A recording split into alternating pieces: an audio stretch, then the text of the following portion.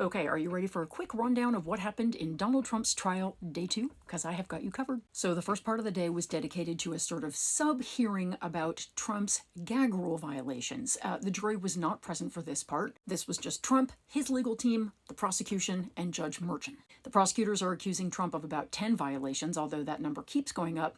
They're saying they don't want to start with prison time. They want to fine him $1,000 per violation, although they do think that perhaps Trump wants to be locked up because he's fundraising off of all of this. So Trump's lawyer was so kind of hard to believe and take seriously when he said Trump didn't know that retweets were part of the gag order, that the justice actually said at one point, "You are losing all credibility with this court," which was a pretty big deal. We don't have a ruling on this yet. The rest of the day, it was a short day, but the testimony was all from David Pecker, who was the former publisher of the National Enquirer. He was the publisher when Trump was about to run for president, running for president. And in 2015, we learned that Trump and Michael Cohen had a meeting with David Pecker in Trump Tower, where Trump basically asked David Pecker, "So what can you do for my campaign?" And David Pecker said, "I'm happy to help. It will be happily the eyes and ears of your campaign."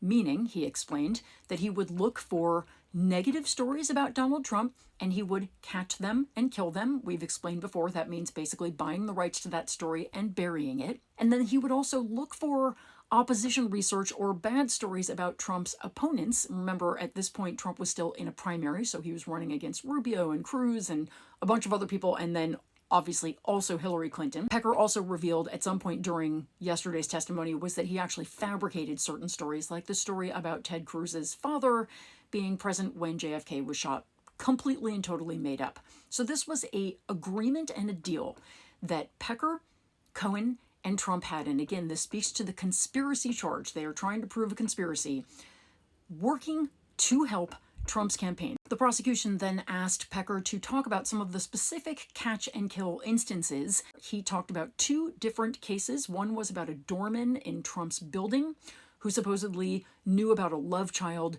that Trump had had with a maid who worked in the building. Now, supposedly, they know this story wasn't true, and Michael Cohen said that the reason he knew it wasn't true was because the maid was Latina.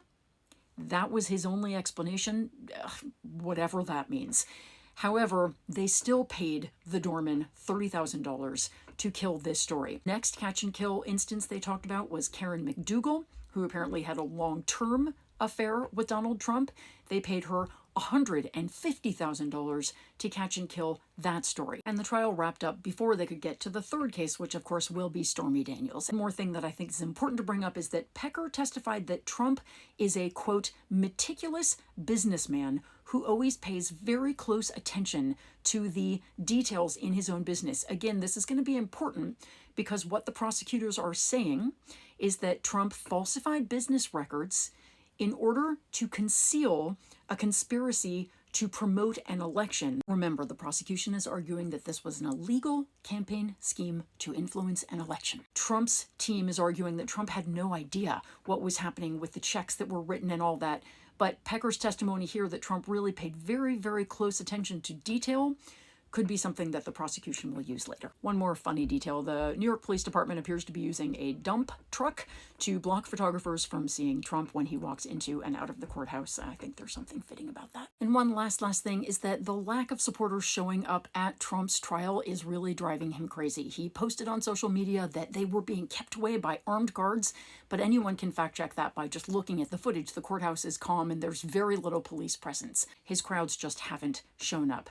And P.S., neither has anybody from his family. Trump appears to be alone in the courtroom with only the people he pays to surround him, which I suppose is sort of an allegory for his life.